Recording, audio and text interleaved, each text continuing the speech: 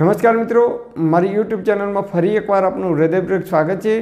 આજનો ટોપિક છે મિત્રો કે આજે હું તમને કબજિયાતની 5 ટિપ્સ બતાવું કે જે લોકોને કબજિયાત થાય છે, પેટમાં ગેસ થાય છે, એસિડિટી થાય છે, હાઇપર એસિડિટી થાય છે, પેટમાં અપચો થાય છે, જમ્યા પછી ખાટા ઓડકાર આવે છે, જેટલી પણ બીમારીઓ છે પેટને લગતી તમામ પ્રકારની બીમારીઓની અંદર આ 5 વાત તમે યાદ રાખશો। આ 5 નિયમોનું પાલન કરશો તો જિંદગીમાં જીવશો ત્યાં સુધી તમને ક્યારેય આમાંથી એક પણ બીમારી નહીં થઈ શકે। કારણ કે મેં મારી બોડી પર પ્રયોગ કર્યો અને મને ખૂબ સફળતા મળી, 100% સફળતા મળી। મારી જ વાત કરું, બીજા કોઈને ફરક પડ્યો છે કે નહીં આ દુનિયાની અંદર એ મને ખબર નથી, પરંતુ આ 5 નિયમોનું પાલન કરવાથી મારા જીવનમાં જે અદ્ભુત પરિણામ મળ્યું છે, મારી બોડી પર મેં જે પ્રયોગ કર્યા અને મને જે 100% સફળતા મળી એ વાત હું તમને કહેવા માગું છું। આજથી લગભગ 8 વર્ષ પહેલાંની વાત છે। મને પેટમાં ભયંકર કબજિયાત થતી। કબજિયાત એટલે કેવી કબજિયાત? મારા ઘરના ટોયલેટની અંદર એટલે કે સંડાસની અંદર એનિમાની બોટલ આવતી, જે પ્લાસ્ટિકની બોટલ આવે છે એની અંદર પાણી ભરી રાખવાનું, એ હું મારા સંડાસની અંદર ટોયલેટની અંદર ખીલી મારી અને એ બોટલ કાયમ માટે લટકાવી રાખતો। એની અંદર પાણી ભરી અને એનિમાનો પ્રયોગ કરતો હું। એ પાણી છે ગુદાના માર્ગથી પેટમાં ચડાવવામાં આવતું, મોટા આંતરડાની અંદર જાય અને પછી જ મળ બહાર નીકળતો હતો। એટલી ભયંકર મને કબજિયાત થતી હતી। સવાર સાંજ 2 ટાઈમ હું એનિમાનો પ્રયોગ કરું ત્યારે જ મારું પેટ સાફ થતું હતું। એટલી ભયંકર કબજિયાત થવાની શરૂઆત થઈ ગઈ હતી, પેટમાં ગેસ થવાની શરૂઆત થઈ, એના લીધે ભયંકર એસિડિટી થવાની શરૂઆત થઈ ગઈ, એટલે ખૂબ પેટમાં બળતરા થતી હતી। કોઈપણ પ્રકારનો ખોરાક લઈએ તો પેટ ભારે ભારે લાગે, મારી અગ્નિ ધીમે ધીમે મંદ પડી, એટલે કે ભૂખ લાગવાની બંધ થઈ ગઈ। આવી અનેક પ્રકારની સમસ્યાઓ ધીમે ધીમે મારા શરીરની અંદર, મારી બોડીની અંદર આવવાની શરૂઆત થઈ ગઈ।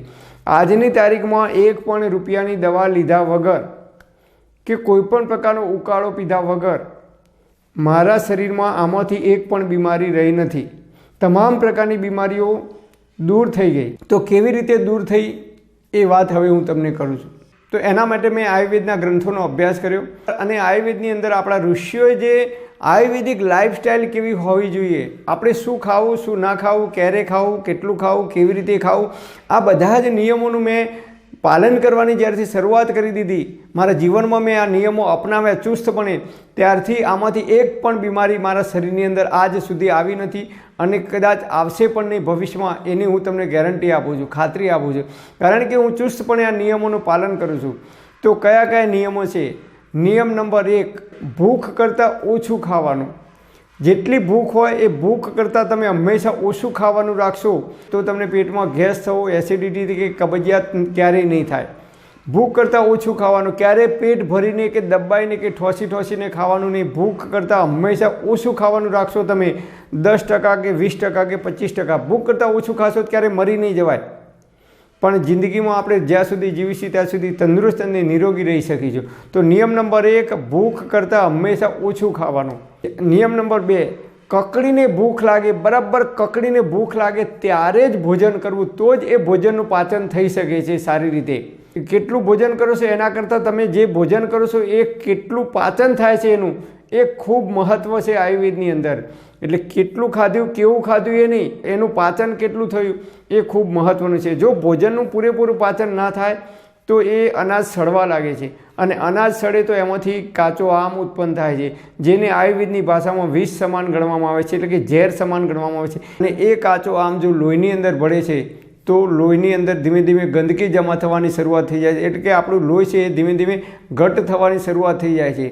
તો નિયમ નંબર 2, બરાબર કકડીને ભૂખ લાગે ત્યારે જ ભોજન કરવું। જો તમે બપોરે કોઈના રિસેપ્શનમાં કે મેરેજમાં ગયા હોય અને કે કોઈ પાર્ટીમાં ગયા અને પેટ ભરીને ભોજન કર્યું હોય, મન ગમતું હોય, તો રાત્રે બિલકુલ ભોજન કરવાનું નહીં, ચોકડી મારી દેવાનું, રાત્રે નહીં ખાવાનું। તમે મરી નહીં જાઓ પણ કોઈ રોગ નહીં થાય પેટમાં। અથવા રાત્રે ભોજન કર્યું હોય પેટ ભરીને તો બીજા દિવસે સવારે ચા નાસ્તો કશું કરવાનું નહીં, છેક બીજા દિવસે બપોર 12 વાગે કે 12:30 જ ભોજન કરવાનું, ત્યાં સુધી કોઈ ભોજન નહીં કરવાનું, તો તમે તંદુરસ્ત અને નિરોગી રહી શકશો। નિયમ નંબર 3, એક ભોજન કર્યા પછી ઓછામાં ઓછા 5 થી 6 કલાક જેટલો સમય બિલકુલ કશું કોઈ વસ્તુ ખાવાની નથી। દાખલા તરીકે આપણે 12 વાગે ભોજન કર્યું તો સોજે 5 વાગે કે 6 વાગ્યા સુધી પેટમાં કોઈ વસ્તુ નાખવાની નથી। આપણે શું કરીએ છીએ, બપોરે 12 સાડા 12 ભોજન કર્યું હોય 2:30 વાગે એટલે ચા બનાવીએ તો ચા સાથે ખાખરો ખાઈએ, ચા સાથે મમરા ખાઈએ, વળી 4 સાડા 4 થાય એટલે કે લાવ ભાઈ સફરજન પડ્યું તો સફરજન કાપીને ખાય, કોઈ વળી સિંગ ચણા ખાય, કોઈ વળી ચણા અને ગોળ ખાય. આમ આપણી ઘંટી 24 કલાક ચાલુ જ રાખીએ છીએ, બંધ થતી જ નથી, લાઇટ જતી જ નથી આપણી ઘંટીની. સતત આપણે ઓરે જ જઈએ મોઢાની અંદર, પેટની અંદર. આપણે જોતા નથી કે એક ખોરાક ખાધેલો છે, એ ખોરાકનું પૂરેપૂરું પાચન થયું છે કે નથી, એ આપણે જાણ્યા વગર ઓવર કરીએ છીએ, નાખે જઈએ છીએ. જેના કારણે શું થાય છે, આયુર્વેદમાં કહે છે કે તમે કોઈ પણ ખોરાક લો એટલે 2.5 થી 3 કલાક, મિનિમમ 3 કલાક એ ખોરાકનું પાચન થતાં લાગે છે. જેની પાચન ક્રિયા મંદ છે, અગ્નિ મંદ છે, એવા લોકોને 4 કલાક જેટલો સમય ખોરાકનું પાચન થતાં લાગે છે. એટલે આયુર્વેદમાં કહે છે કે 5 કલાક મિનિમમ થાય ત્યાં સુધી એક ભોજનથી બીજા ભોજન વચ્ચે કોઈ વસ્તુ ખાવાની નહીં. માત્ર તરસ લાગે તો તમે પાણી પી શકો છો. તો આ નિયમનું જો તમે પાલન કરશો તો જિંદગીમાં જીવો ત્યાં સુધી ક્યારેય પેટમાં ગેસ નહીં થાય, એસિડિટી નહીં થાય કે કબજિયાત નહીં થાય. નિયમ નંબર 4, જ્યારે પણ ભોજન કરો ત્યારે હંમેશા પલોઠી વાળીને એટલે કે સુખાસનમાં બેસીને જ ભોજન કરવાનું. આજકાલ નવી ફેશન ચાલે છે, રિસેપ્શનમાં જઈએ, મેરેજમાં જઈએ તો ઊભા ખાઈએ છીએ. પહેલાંના જમાનામાં ઘડિયાઓ જુઓ, પલોઠી વાળીને સુખાસનમાં બેસીને ભોજન કરતા હતા. જાન આવતી 200 માણસ હોય કે 300 માણસ હોય, જાનને પણ શાંતિથી સુખાસનમાં બેસાડી અને પાટલા આપી અને એની ઉપર ભોજન કરાવવામાં આવતું હતું. અને આજકાલ લોકો ફેશનની અંદર ઊભા ખાય છે. ઊભા ક્યારેય ભોજન ના કરાય, એ ભોજન ક્યારેય પચતું નથી યોગ્ય રીતે અને સમયસર. અને એમાંથી ડાયાબિટીસ, હાઈ બીપી, કોલેસ્ટ્રોલ, આ બધા જ રોગ સમય આવે ત્યારે આપણને જોવા મળે છે. તો જ્યારે પણ ભોજન કરીએ ત્યારે હંમેશા પલોઠી વાળીને બેસવાનું સુખાસનમાં, અને ખૂબ ચાવીને ભોજન કરવાનું. ઘણા લોકો 5 કે 7 મિનિટમાં ભોજન કરીને ઊભા થઈ જાય ફટાફટ. મેં ઘણાને જોયા છે, આમ મૂકે અંદર કોળીઓ મૂકે મોઢામાં ઉતરી જાય, કોળીઓ મોઢામાં મૂકે ઉતરી જાય. એટલે ભાઈ પેટની અંદર દાંત નથી આપ્યા. આયુર્વેદમાં કહે છે કે તમે જે કંઈ એક કોળીઓ 32 દાંત આપ્યા છે એટલે કે 32 વખત ચાવવાનો. મતલબ કે ખૂબ ચાવીને જો તમે ભોજન કરશો તો એ ભોજન ખૂબ સારી રીતે પાચન થશે. આયુર્વેદમાં કહે છે કે ખોરાકને પીવાનો છે અને પાણીને ખાવાનું છે. મતલબ કે ખોરાક તમે મોઢાની અંદર એક રસ બનાવશો તો એ ખોરાક મોઢામાં જ પચી જશે 50%, અને પછી એક રસ બન્યા પછી ઉતરશે પેટમાં તો ખૂબ ઝડપથી એનું પાચન થશે. અને પાણીને ખાવાનું છે, મતલબ કે પાણીને ગટ કરીને પી જવાનું નથી. પાણીનું પાચન થતાં પણ 40 મિનિટ જેટલો સમય લાગે છે, એનું પણ પાચન કરવું પડે છે. એટલે પાણી જ્યારે પણ પીએ ત્યારે મોઢામાં ભરી આપણે કોગળા કરતા એમ મોઢામાં ફેરવી અને ઘૂંટડે જો પાણી પીવાનું રાખશો તો પાણીનું પણ ખૂબ ઝડપથી પાચન થાય છે. એટલે પાણીને ખાવાનું છે અને ખોરાકને પીવાનો છે. નંબર 5, ભોજન અંતે વિષમવારી આયુર્વેદમાં કહી છે. મતલબ કે ભોજન કર્યા પછી ક્યારેય પાણી પીવું નહીં તરત. કારણ કે આપણે ભોજન કરીએ ત્યારે પેટની અંદર રહેલો અગ્નિ પ્રદીપ થાય છે, જઠરાગ્નિ, એ ખોરાકનું પાચન કરવા માટે.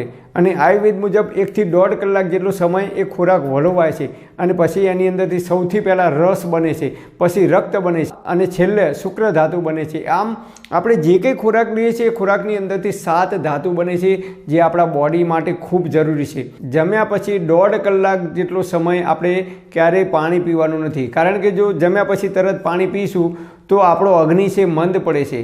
આયુર્વેદ મુજબ અગ્નિ બુઝાઈ જાય છે, ને અગ્નિ મંદ પડે અથવા અગ્નિ બુઝાઈ જાય એટલે આપણે જે કંઈ ખોરાક લીધો હોય ખોરાકનું સમયસર અને યોગ્ય રીતે પાચન થતું નથી. અને એ ખોરાકનું જો યોગ્ય રીતે અને સમયસર પાચન ના થાય એમાંથી ગેસ થાય, એસિડિટી થાય, કબજિયાત થાય, અને ડાયાબિટીસ, હાઈ બીપી, કોલેસ્ટ્રોલ જેવી અનેક પ્રકારની બીમારીઓ સમય આવે ત્યારે થઈ શકે છે. ભોજન કર્યા પછી ક્યારેય પાણી પીવાનું નહીં. ઠંડી છાશ પણ પીવાની નહીં. છાશની અંદર પણ ઘણી જગ્યાએ પાણી વિરેડીને આપવામાં આવે છે. એટલે પાણી પીવો કે છાશ પીવો બે એક જ કહેવાય. એટલે જમ્યા પછી ઠંડી છાશ ક્યારેય પીવાની નહીં.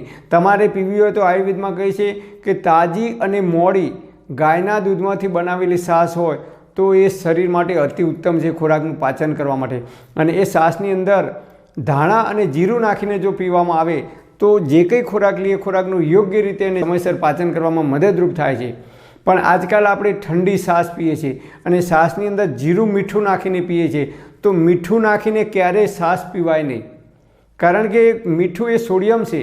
અને અત્યારે જે મીઠું આપણે વાપરીએ છીએ એ મીઠાને સફેદ બનાવવા માટે, દાણેદાર બનાવવા માટે એની અંદર કેમિકલનો ઉપયોગ કરવામાં આવે છે. રિફાઇન કરવા માટે એની અંદર કેમિકલ નાખવામાં આવે છે. એટલે સફેદ મીઠું આપણી બોડી માટે હાનિકારક છે, ઝેર સમાન કામ કરે છે. સિંધ મીઠું જે ઓરિજિનલ કુદરતી મીઠું છે, જે પાકિસ્તાન બાજુ એટલે કે પંજાબની અંદર જે પથ્થર છે, મોટા મોટા ડુંગર છે, સિંધ મીઠાના ડુંગર છે, અને એ પથ્થરનો ટુકડો લાવી અને એ મીઠું જો ઘરે જાતે બનાવીને ખાવાનું રાખીશું તો શરીરની અંદર કોઈ નુકસાન નહીં થાય. જમ્યા પછી ક્યારેય જિંદગીમાં જીવો ત્યાં સુધી આઈસ્ક્રીમ નહીં ખાવાનો, કારણ કે આઈસ્ક્રીમ ઠંડી છે. તમે જમ્યા પછી તરત આઈસ્ક્રીમ ખાશો તો એ કેમિકલથી બનેલી છે, એ કંઈ પ્યોર દૂધની ગાયના દૂધમાંથી બનેલી નથી કે એની અંદર સાકર નાખેલી નથી. એની અંદર કેટલાય પ્રકારના રસાયણ કે કેમિકલનો ઉપયોગ કરવામાં આવે છે, એની અંદર પ્રિઝર્વેટિવ નાખવામાં આવે છે, એની અંદર અલગ અલગ પ્રકારના કલર નાખવામાં આવે છે. તો જમ્યા પછી તરત તમે જો આઈસ્ક્રીમ ખાશો તો પણ તમારું ભોજન છે એ ક્યારેય સમયસર અને યોગ્ય રીતે એનું પાચન નહીં થાય. એટલે જમ્યા પછી આઈસ્ક્રીમ નહીં ખાવાનું. ઠંડા પીણા પીવાની જે ટેવ હોય તો ઠંડા પીણા પણ ક્યારેય પીવાના નહીં, કારણ કે એની અંદર પણ અનેક પ્રકારના કેમિકલ નાખવામાં આવે છે. તો ભોજનની સાથે પણ ઠંડા પીણા નહીં પીવાના, કે ભોજન કર્યા પછી પણ ઠંડા પીણા નહીં પીવાના. અને ઘણા લોકોને ભોજન કર્યા પછી તરત ટેવ હોય છે બીડી પીવાની કે બિસ્ટોલ પીવાની કે મસાલો ખાવાની કે તમાકુ ભરાવતા હોય છે. તો જમ્યા પછી તરત ક્યારેય બીડી નહીં પીવાની, મસાલો નહીં ખાવાનો, તમાકુ નહીં ખાવાની, કે માવો ખાતા હોય કે જે કંઈ વસ્તુ ખાવાની ટેવ હોય એ નહીં ખાવાની. ઘણા લોકોને જમ્યા પછી તરત ચા પીવાની ટેવ હોય છે, કોફી પીવાની ટેવ હોય છે તરત જ. તો જમ્યા પછી તરત ક્યારેય ચા પીવી નહીં, કોફી પીવી નહીં. 3 કલાક પછી તમારે ચા પીવી હોય કે કોફી પીવી હોય તો જમવાના 3 કલાક પછી પી શકો છો.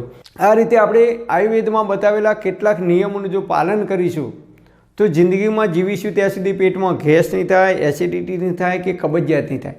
મેં આ નિયમોનું ચુસ્તપણે પાલન કરવાની શરૂઆત કરી દીધી. તો આજની તારીખમાં મને 54 વર્ષ થયા. નો ડાયાબિટીસ, નો હાઈ બીપી, નો કોલેસ્ટ્રોલનો પ્રોબ્લેમ, મને કોઈ દિવસ પગમાં કળતર થતી નથી, મને કોઈ દિવસ માથું દુખતું નથી, પેટમાં અવળો ગેસ કે હવળો ગેસ થતો નથી, એસિડિટી થતી નથી કે પગમાં નસ પકડાતી નથી. કોઈ પણ પ્રકારની બીમારી આજની તારીખમાં નથી, કારણ કે હું આયુર્વેદને ફોલો કરું છું. એટલે કે આયુર્વેદમાં આપણા ઋષિઓએ જે નિયમો બતાવે છે એ નિયમોનું હું ચુસ્તપણે પાલન કરું છું. પ્રકૃતિના નિયમોનું તમે જો પાલન કરશો તો આપણે જિંદગીમાં જીવીશું ત્યાં સુધી તંદુરસ્ત અને નિરોગી રહી શકીશું.